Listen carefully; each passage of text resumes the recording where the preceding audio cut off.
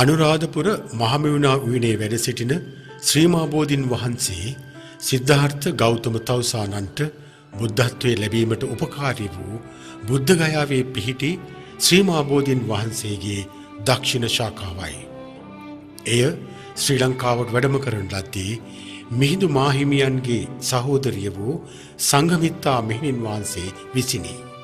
ඒ ක්‍රිස්තු පූර්ව 3 වන සතවර්ෂයේදී අනුරාධපුර ශ්‍රී මා බෝධීන් වහන්සේ පිහිටි භූමිය බුදුන් වහන්සේගේ ශ්‍රී පාද ස්පර්ශයෙන් අති පූජනීයත්වයට පත් වූවක් බව මහා වංශයේ සඳහන් වේ.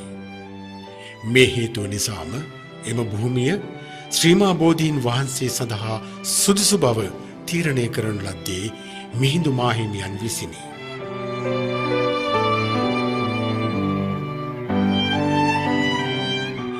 මහමෙවුනා උයනේ ශ්‍රී මා බෝධීන් වහන්සේ රෝපණය කරන ලද්දේ දෙවන පෑතිස් මහරජතුමන් විසිනි. ඒ කාලයේ ශ්‍රී මා බෝධීන් වහන්සේ ජීවමාන බුදුරජාණන් වහන්සේ ලෙස සලකා තිබේ.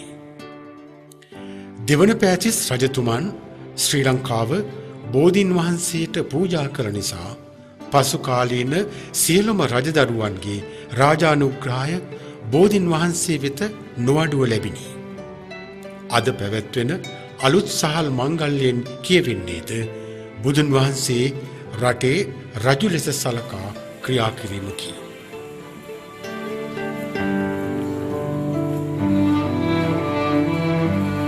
මහනුවර යුගය වන විට අනුරාධපුරයේ වල් බිහි තිබුණු අතර ශ්‍රී මා බෝධීන් වහන්සේද ඝන කැලෑවකින් වැසී තිබිණි.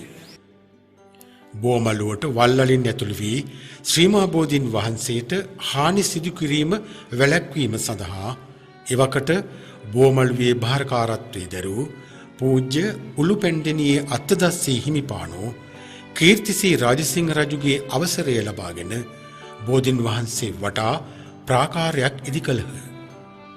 අද බෝමලුව වටා දක්නට ඇත්තේ එම පැරණි ප්‍රාකාරයයි.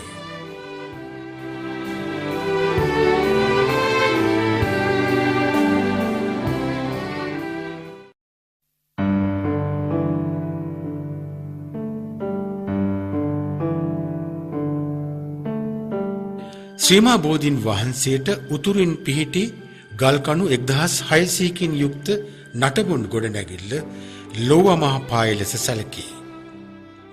භික්ෂුන් වහන්සේගේ පොහොය කර්ම සඳහා දුටුගැමුණු මහරජතුමන් විසින් මහල් 9කින් යුක්තව ඉදි කරන ලද මෙහි වහලයට ලෝහ උළු සෙවිලි කර නිසා ලෝව මහ පාය වශයෙන් නම ලැබී තිබේ.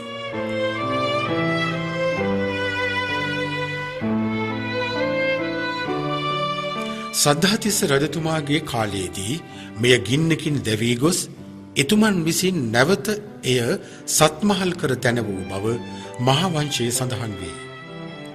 ලෝව මහා ප්‍රාසාදය මහා විහාරීය භික්ෂුන් වහන්සේගේ පොහොයගේ වශයෙන් භාවිතා වූ අතර මහා විහාරයට අයත් භාණ්ඩාගාරයේ වශයෙන්ද භාවිතා වූ බව කනිෂ්ඨතිස්ස රජතුමාගේ ශිලා ලිපියෙන් අනාවරණය වේ.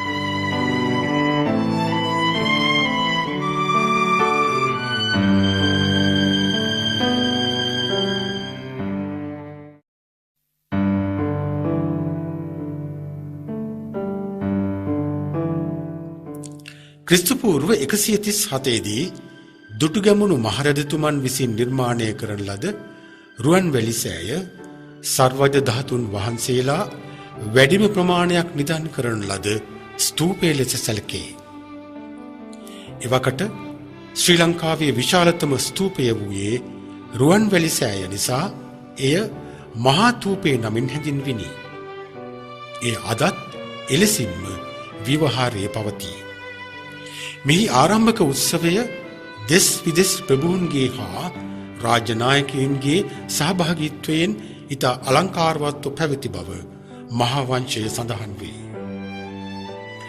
රුවන්වැලි මහා සෑය පිහිටා ඇත්තේ මෙම භද්‍ර කල්පයේ පහළ වූ කකුසඳ, කෝණාගම, කාශ්‍යප හා ගෞතම යන සතර බුදුවරයන් වහන්සේගේ පාද ස්පර්ශය ලැබූ අති පූජනීය භූමියකයි.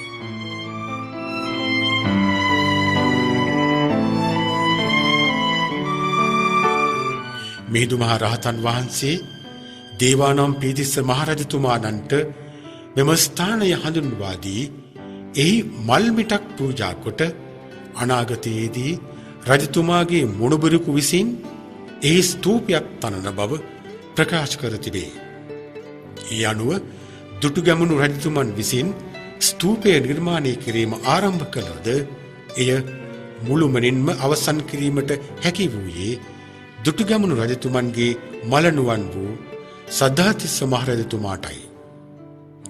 12 වන සතවර්ෂයේදී මහා පරාක්‍රමබාහු රජතුමා විසින් කරන ලද ප්‍රතිසංස්කරණයෙන් පසු 1873 වනතුරු රුවන්වැලි සෑය වල් බිහි වී ගරා වැටී තිබිණි. 1873 දී පූජ්‍ය නාරංවිට සුමනසාර හිමියෝ මෙම ස්තූපය ප්‍රතිසංස්කරණය කිරීමේ බැරෑරුම් කාර්යය සඳහා ඉදිරිපත් වූහ.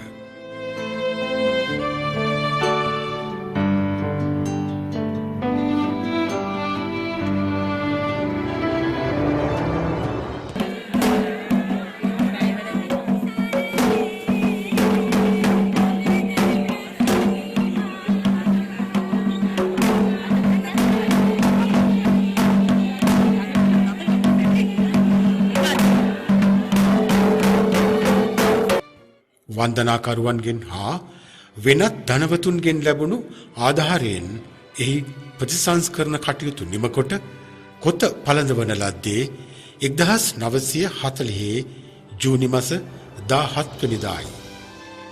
වර්තමානයේ රුවන්වැලි මහා සෑයේ උස අඩි 338කි.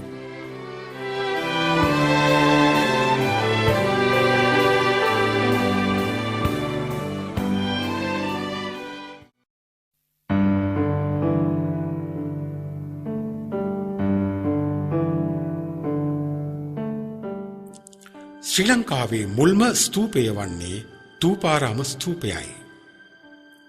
ශ්‍රී ලංකාවේ ප්‍රථම බෞද්ධ පාලකයා වූ දෙවන පෑතිස් රජතුමා විසින් ඉදිකරන ලද ථූපාරාම ස්තූපයේ තැන්පත් කර ඇත්තේ බුදුරජාණන් වහන්සේගේ දකුණු අකුධාතුවයි.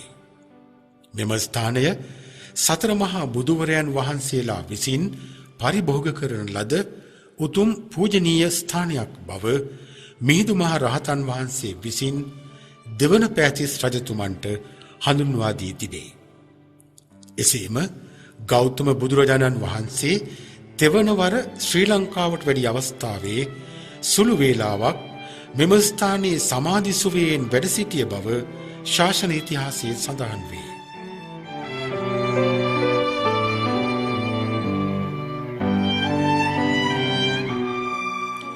දේවානම් පීතිස්ස රජතුමන් විසින් ස්තූපය සඳහා ආරාමයක්ද කර වූ අතර ශ්‍රීමා බෝධීන් වහන්සේගේ අංකුරයක්ද එම භූමියේ රෝපණය කරන ලදී.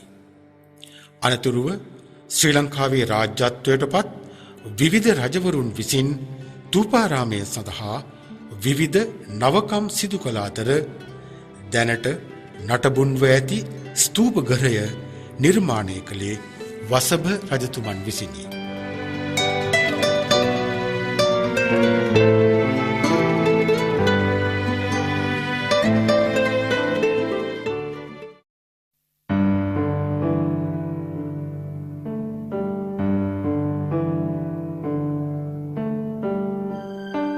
ලංකාරාමයේ නමින් ස්තූපයක් අනුරාධපුරයේ තිබූ බවට වංශකතාවල සඳහන් නොවේ. මෙය අනුරාධපුර යුගයේ අවසාන කාලවල සිලා සොබ්බ කණ්ඩක චේතිය මණි ථූපාරාමය හා මණි සෝමාරාමය යන නම් වලින් හැඳින් වූ ආරාමය බව පුරාවිද්‍යාඥයින්ගේ මතයයි. වළගම්බා රජතුමා යුද්ධයෙන් පැරදී පලා යද්දී රථයේ බර අඩුවීම සඳහා මෙම ස්ථානයේදී රජ බිසව වූ සෝමාදේවිය රථයෙන් බැස ගිය බවත් පසු කලෙක එය සිහිවීම පිණිස මෙම ආරාමය වළගම්බා රජතුමා විසින් ඉදිකළ බවත් ප්‍රසිද්ධ මතයයි.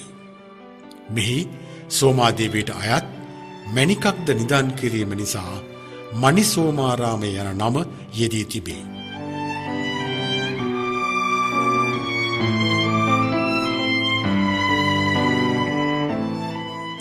තූපාරාමය මහා විහාරයේ භික්ෂුණීන්ගේ ආරාමය වූ වසේම මණිසෝමාරාමය අභයගිරිය භික්ෂුණීන්ගේ ආරාමය විය.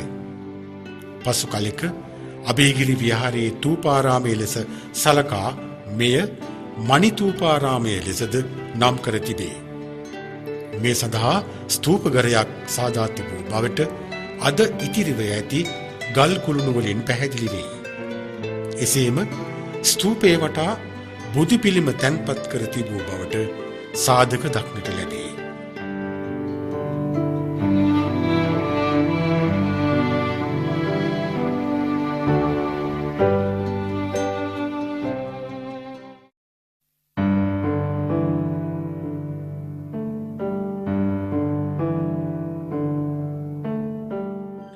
අභයගිරි ස්තූපය ක්‍රිස්තුපූර්ව 89දී මෙරට රජ පැමිණි වලගම්බා රජු විසින් ගිරිනම් නිගණ්ඨයාගේ ආරාමයේ බිඳ ඉදි කළ බව ප්‍රසිද්ධ මතයයි.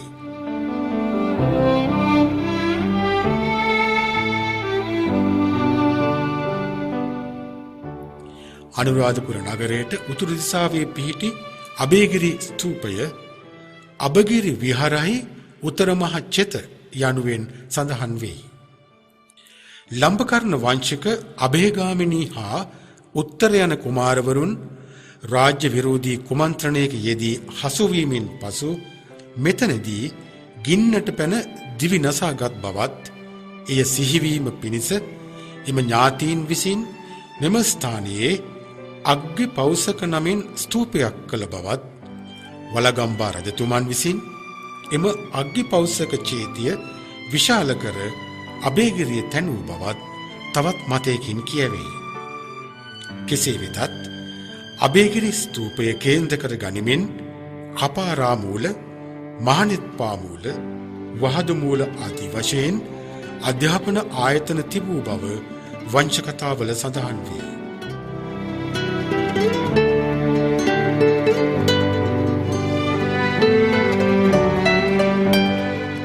අභයගිරිය විවිධ විෂයන් ඉගැන්වූ ජාත්‍යන්තර විශ්වවිද්‍යාලයක් වශයෙන් ක්‍රියාත්මක වූ බව මෙහි ශිෂ්‍ය නමක් වශයෙන් අධ්‍යාපනය හැදෑරූ ෆාහියන් හිමියෝ සඳහන් කරති. ධාතු ගර්භයේ රණින් නිමවන ලද ගොනෙකුගේ කුස තුල ධාතුන් වහන්සේ තැන්පත් කර ඇති බව කියවේ.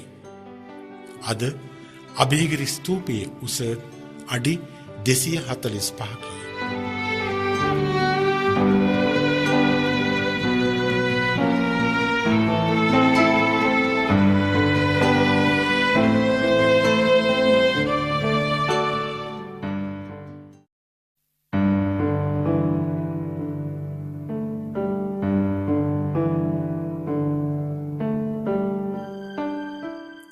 දුටුගැමුණු මහරජතුමන් සොළි යුද්ධය ජයගෙන දිය ක්‍රීඩාවේ යෙදීම පිණිස තිසා වැවට යන අතරතුර ධාතු තැන්පත් කළ ජයකොන්තය මිරිසවැටි ස්තූපය පිහිටි තැන සිටුවාගේ බවත් ආපසු පැමිණ එය ගැනීමට උත්සාහ කළද එය පොළවේ ගිලී තිබූ හේයින් එම ජයකොන්තය වසා ස්තූපයක් තැන වූ බව මහාවංශයේ කියවේ.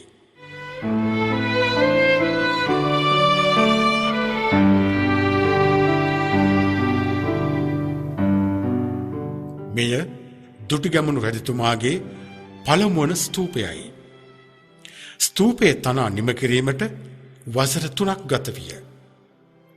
ස්තූපය තනා නිම කිරීමෙන් පසු පවත්වන ලද උත්සවයට භික්ෂූන් වහන්සේලා ලක්ෂයක්ද භික්ෂුණීන් වහන්සේලා 90000ක්ද සහභාගී වූහ. එම උත්සවයේදී රජතුමන්ට සංඝයා වහන්සේ අමතක වී මිරිස් මාළුවක් ආහාරයට ගත් නිසා ඒ වෙනුවෙන් මෙම ස්තූපය තැන වූ බවත් ඒ අනුව මිරිස වැටි යන නම යෙදුණු බවත් ප්‍රසිද්ධ මතයයි.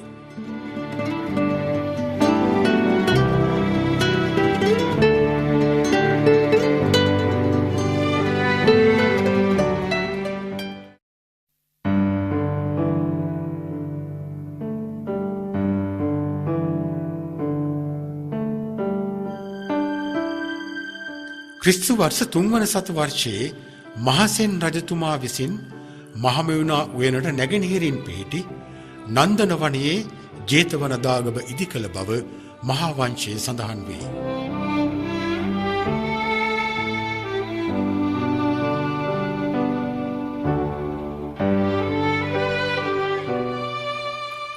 මිහිඳු මහ රහතන් වහන්සේ උන්වහන්සේගේ ප්‍රථම ධර්මදේශනය පවත්වන ලද්දේ මෙම නන්දන වනයේදී. නන්දන වනයේ දේශනා කළ ධර්මයෙන් බුදුදහමේ ආලෝකය මුළු දිවයින පුරා පැතිරී ගිය නිසා නන්දන වනය ජෝති වනය බවටද පසුව එය ජේතවනය බවටද පත්විය. එම නිසා ඒ තුල ඉදිකළ ස්තූපය ජේතවන ස්තූපය නමින් ප්‍රසිද්ධ වුවද මෙහි මුල් නාමය කුමක්ද යන්න මෙතෙක් හෙළි වී නොමැත. කෙසේ වුවද එම කාලවකවානුවේ ගඩොලින් නිර්මාණය කරන ලද ලෝකයේ විශාලතම ස්මාරකය වූයේ ජේතවන ස්තූපයයි.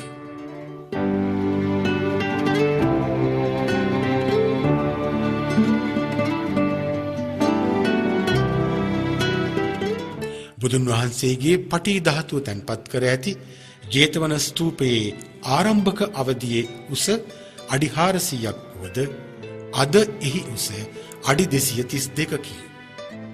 මෙහි වට ප්‍රමාණය අඩි 1147ක් වන අතර සලපතල මළුව අක්කර 7කි. සලපතල මළුවේ පැත්තක දිග අඩි 576කි. මේ ඔබ දකින්නේ ජේතවන ස්තූපයේ අත්තිවාරමයි. සලපතල මළුවේ සිට අඩි 28ක් යටින් පිහිටි ගලේ සිට අත්තිවාරම ගොඩනගා තිබේ. ඊට හේතුව වී ඇත්තේ ස්තූපය ගිලා බැසීම වැළැක්වීමයි. සම්පූර්ණ අත්තිවාරමම නිර්මාණය කර ඇත්තේ ගඩොල් වලිනි.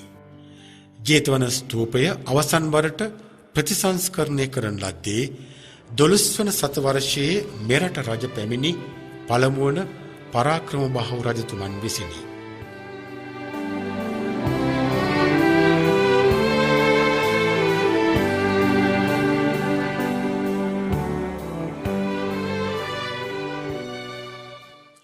වසර ගණනාවක් වල් බිහි වී තිබුණු ජේතවන ස්තූපය හා එම විහාරාරාම සංකීර්ණය අද දක්නට ලැබෙන ආකාරයට සංරක්ෂණය කරනු ලැබුවේ මධ්‍යම සංස්කෘතික අරමුදල විසිනි.